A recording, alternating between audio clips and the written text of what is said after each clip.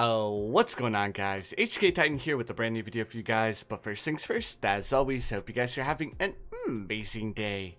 So in today's video, I have something new planned for you guys. We are going to be trying to summon the Vengeful Sun God on the map Flooded Valley. Now this is a little bit crazy because if you guys have played Flooded Valley before, you guys do know that the map is super short, meaning that we need to get the Vengeful Sun God going as soon as possible. We need to farm and we need to take advantage of a couple of game mechanics.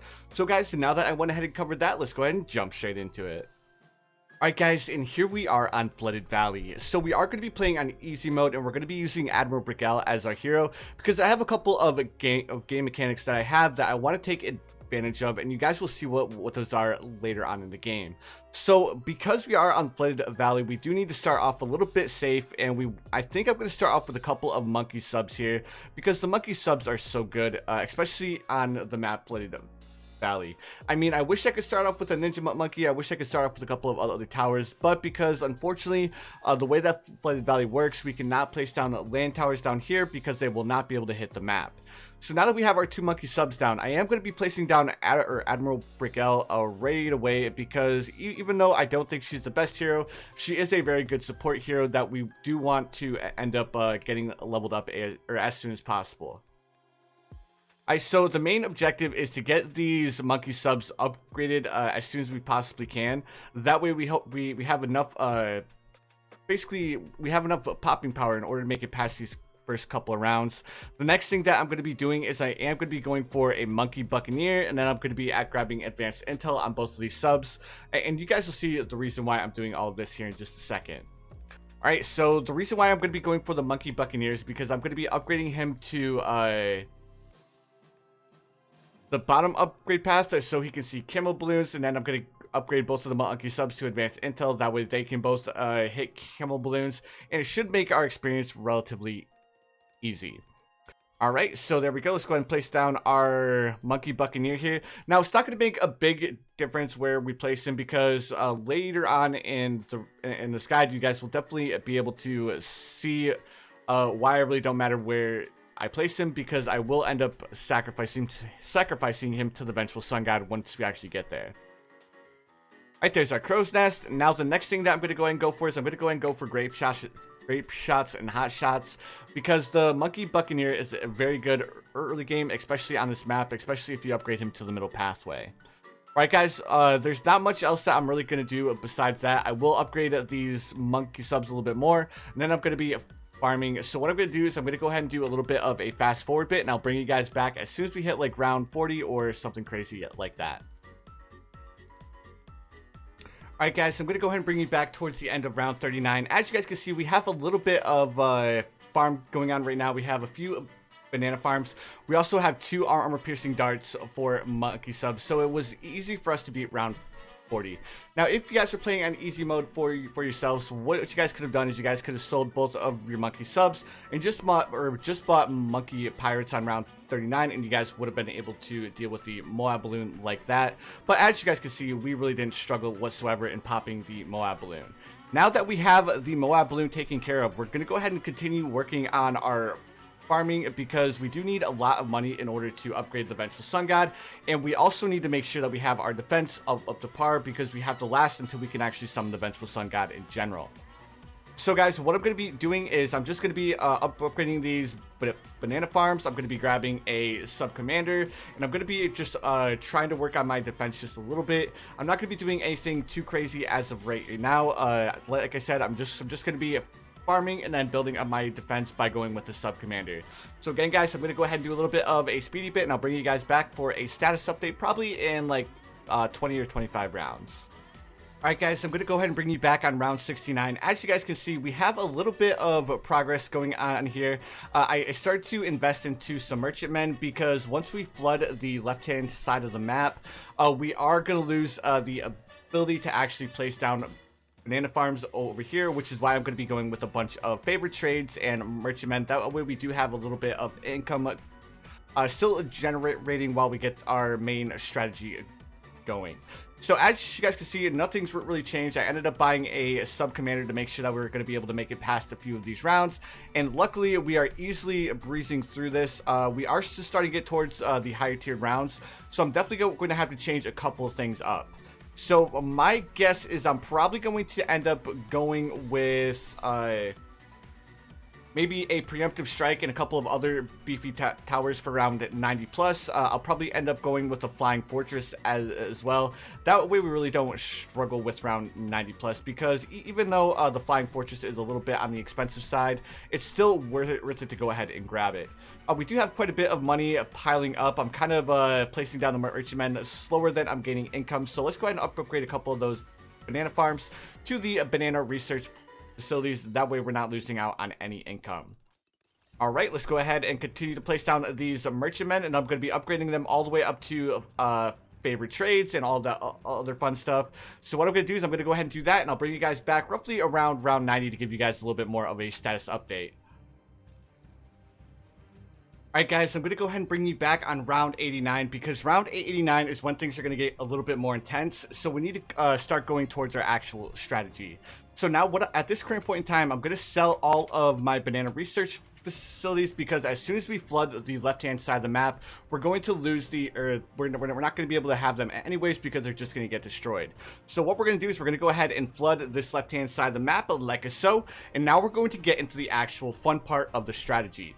Now, if you guys are familiar with the Ice Monkey, what the Ice Monkey does is if you upgrade to the center pathway, it will actually allow you to place towers on top of water, which is why it's going to make this Vengeful Sun God strat completely viable.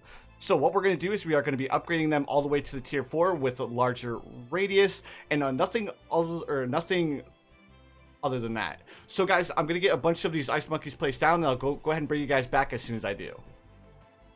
Alright guys, and here we are. I have all of the Ice Monkeys placed down. As you guys can see, there are a bunch of Ice Monkeys that are floating on top of the water, which is exactly what we want, because now we can place land towers all over the left-hand side of the map. Now, because we are on round 889 and we have round 90 coming up next, when we're going to have to deal with the Bloons, we are going to be going with a little bit more of a beefy defense. We're going to be placing down the Sun Avatar, we're going to be placing down the Flying Fortress, and we're basically just going to try and make sure that our defense can hold up to some of these higher tiered rounds. So what I'm going to do is, like I was saying, I'm going to go ahead and pre-place my Sun Avatar, and I'm going to be placing my Sun Avatar right here. So I'm just going to be upgrading it to the Sun Avatar for right now, because we don't have enough money to go for all of the sacrifices that we need right now. I mean, we could go for some of the smaller tiered, and we might have enough. But again, I just want to make sure that we're going to be able to summon the Vengeful Sun God with no problems. So like I was saying, I am going to be going with the Flying Fortress, because the Flying Fortress is a very good tower, especially in some of these higher tiered rounds. Then we're just going to be swapping it over to figure 8. Now, just because we have all of these bottom upgrade path monkey Buccaneers, we still do need quite a bit of income. So what I'm going to be doing is I'm going to be placing down each of the tier 5 banana farms. That way we don't struggle with money, and we're going to be good to go for the rest of this guide. But anyways, guys, I'm going to go ahead and continue along here. As of right now, I don't see us struggling on any of these rounds, so I'm going to go ahead and fast forward for quite a few more rounds, and I'll bring you guys back as soon as I have everything set up to upgrade to the Sun Temple. Alright guys, so we have officially beaten round 100, and even though we do have all of these towers set up, because we are on such a short map, these balloons are making it a little bit further than we would like. So we're getting really close to the point where we will be sacrificing for the Sun Temple. It's just we want to make sure that we have enough money left over in order to rebuy a bunch of these Ice Monkeys, as well as build our defense back up. So probably when I have around 500k, I'll go ahead and go for the Sun Temple, and I'll bring you guys back as soon as I do. Now, because we are on such a short map, I will be going a little bit overboard on our towers. I'm going to be buying a Icicle Impale right now, just to make sure that we don't struggle with the DT Bloons, because the DT Bloons are going to be our biggest problem. Right guys, I'm going to go ahead and save up the 500k, and I'll bring you guys back as soon as I have enough money for the Sun Temple. Alright guys, we just finished up with round 109, and right now we are sitting at 531,000 so I think we're in a safe position where we can sacrifice for the Sun Temple.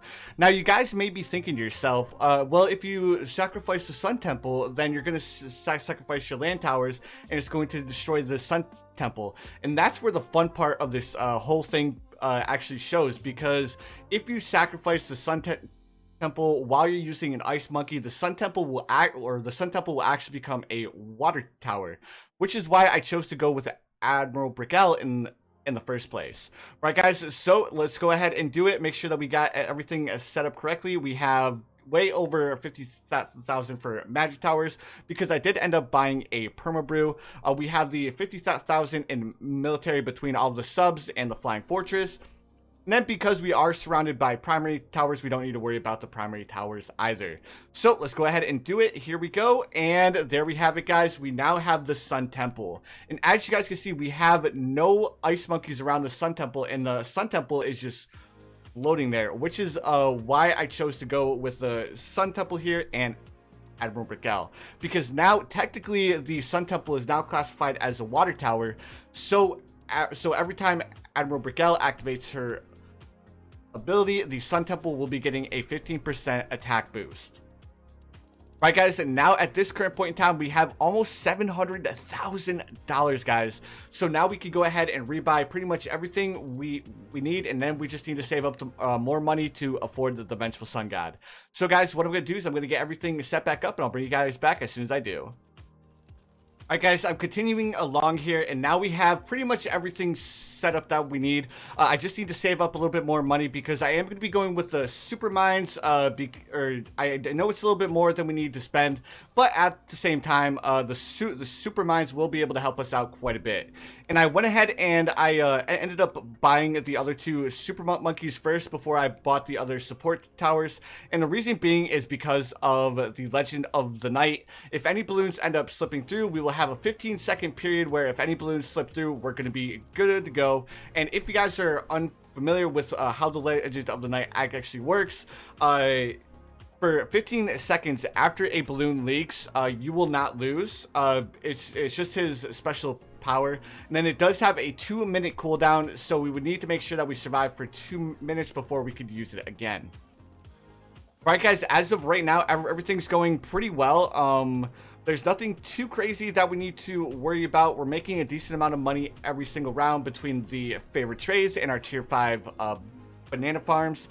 The last thing that we need to do, we have the military, we have the primary, we have the support, but now the next thing that we need is we do need the magic. And because we are quite a ways away from the pathway, the magic tower that I'm going to be going for is I'm going to be going for the Wizard Lord Phoenix. And then I'll probably end up going with an Archmage because the Archmage does have quite a bit of attack range. I said Archmage and not the Grandmaster Ninja. And then between these two, we should be good to go. And then just as a little bit of an added bonus, I will go ahead and grab a perma brew, even though I know we don't need it. Again, guys, I just want to make sure that I go overboard here because of how short the map is. I mean, this is an expert map, and we are going to be going for a Vengeful Sun God. Right, guys, we are currently sitting at $68,000, and we need $425,000 in order to actually afford the True Sun God and the Vengeful Sun God. So, guys, I'm going to go ahead and fast forward a bit all the way up until the point where I can afford to buy the True Sun God, and I'll bring you guys back as soon as I can. Alright, guys, we just finished up with round 128, and we have the money in order to afford our Vengeful Sun God. The reason why I went a little bit overboard is because I wanted to make sure that, I had enough money to afford some support towers for our Vengeful Sun God, such as the Ultra Boost, the Homeland Defense, some more Ice Monkeys, and a little bit more stall. So, guys, if we have everything correctly placed and we have all of the correct sacrifices, as soon as we press the True Sun God, we should be able to summon in the Vengeful Sun God. So, moment of truth, guys. Here we go, and here he is. He's transforming. There's the True Sun God, and now we should sacrifice both of our super monkeys, and there we have it. We officially have summoned the Vengeful Sun God on Flooded Valley on round 128. Right, guys, and now at this current point in time, the next thing that I'm going to be doing is I'm going to be rebuying all of the support towers. I'm going to buy a bunch of stall towers, and then of course I'm going to be buying a bunch more buffing towers. So, guys, I'm going to go ahead and get all the towers placed down, and then I'll bring you guys back as soon as I do. Alright guys, here we are on round 31. I have everything set up again. So I ended up going with a couple of stall towers here. I have the Bloom Crush on the top paired with the Icicle Impale. And then I also have the Super Glue and the Moab Domination below, just as a little bit of added stall here. I also ended up buying the Ultra Boost, placed it down on here. And I also have the Primary Expertise and the Homeland Defense placed right next to our Vengeful Sun God. That way we can go ahead and buff all of our primary towers, which is our stall, which should allow us to make it for quite a few rounds. So guys, now at this point in time, I'm going to go ahead and place down quite a few more towers that should end up helping us out. I'll end up buying a bunch of monkey subs. On top of that, I'll probably end up buying quite a bit more stall, like the Cripple Moab. I'll probably end up buying a Super Brittle as well. The only issue is that I do not have a lot of room to actually place down a bunch of towers, which is the only thing that's going to be holding me back from placing all of the towers that I would like to place. So guys, I'm going to go ahead and probably bring you guys back around 150 or 160, and I'll go ahead and give you guys a little bit of a status update. Alright guys, I'm gonna go ahead and bring you back on round 160. As you guys can see, I placed down quite a few monkey subs, and the only reason why I chose to go with so many monkey subs is purely because of Admiral Brickell, because as soon as her ability activates, all of these monkey subs just go absolutely insane. On top of that, we also have the sub commander that buffs all other monkey subs within its radius, so we're getting a massive buff from our sub commander as well. So as you guys can see, we have quite a few monkey subs here. I think our grand total, we have 65 monkey subs that are upgraded to the middle pathway. I decided not to go with any of the bottom pathway because I think it may have caused, or it may end up causing a little bit more lag, because I feel like there's a little bit more projectiles. Even though we do have a lot of monkey subs, it may not have made the biggest of difference. Right guys, now at this current point in time, we're just going to be chilling to see how far the strategy can actually make it. I may end up buying a couple more towers. I'll probably end up going with a couple of Dartling gunners like the MAD, and just a couple of towers that I feel will end up benefiting us. So guys, I'm going to go ahead and fast forward. I'll probably bring you guys back on like round 198, 199, because I really want this strategy to be round 200, which I think it should be able to do. So guys, I'm going to go ahead and fast forward and see you guys here in just a second. Alright guys, I'm going to go ahead and bring you back on round 195. As you guys can see, we are still doing pretty well. I'm about to sell all of these monkey subs because now they're just getting to the point where it's just like lagging super bad. Like it's taking like 10 to 15 minutes a round. So in order to make sure that we're able to make it as far as we can, I will end up selling all of our subs. I do know that it's going to drop our popping power a little bit, but at the end of the day, they're at like 182,000 pops for the green boys, and these boys are sitting at like 303,000. So they are getting a decent amount of pops, but again, when it comes down to it, I want to try and reduce the lag as much as possible. So what I ended up doing is I did end up buying a Flying Fortress, and the Flying Fortress should be able to make up for all of these monkey subs. I mean, the Flying Fortress, I bought him like 20 rounds ago, and he's currently sitting at 8.7 million pops. So he's not doing too bad. He's definitely doing much better than our sub commander and our preemptive strike. I mean, I think our preemptive strike was actually sitting at less pops than our sub commander. So hopefully by doing this, it'll decrease the lag to the point where we can actually make it to a super high round.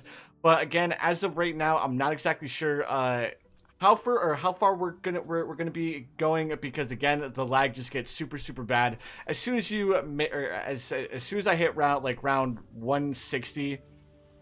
It was taking a very long time to make it past each round, but I think it was mainly due to all the monkey subs I had. I mean, right now it's not too bad, so maybe we'll attempt to make it to round 250. But again, I've never done this before, so I'm not exactly sure how far this composition will actually be able to make it.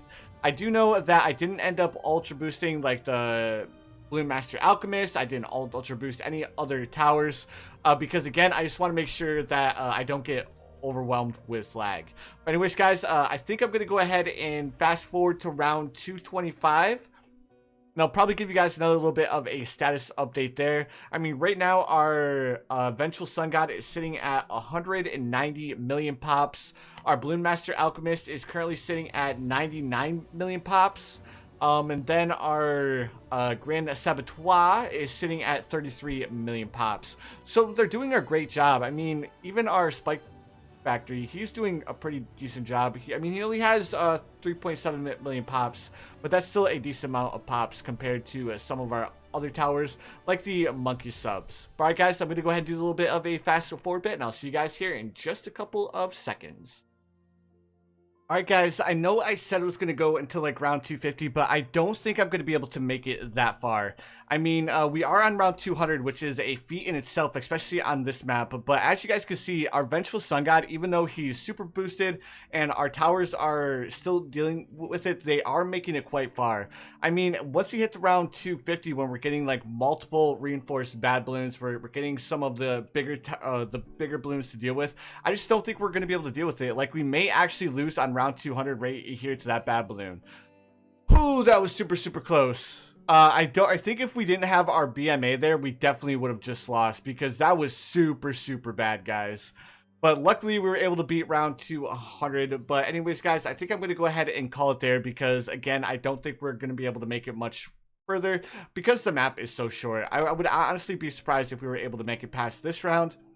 The only thing that's actually keeping us in this right now is the combo between our Grand Saboteur and our Balloon Master Alchemist. And then on top of that, it's highly dependent on the cooldown of our Homeland Defense if we're actually going to be able to beat the rounds. But anyways, guys, I really hope you enjoyed this little bit of a fun video. If you guys did, make sure you guys hit that like button. Also, if you guys haven't subscribed yet, please feel free to subscribe as well. I do upload quite a bit of Bloons Tower Defense 6 content. But anyways, guys, again, I really hope you enjoyed. But you guys already know what time it is. I hope you guys have the most amazing day of your lives, and I will see you guys in the next one.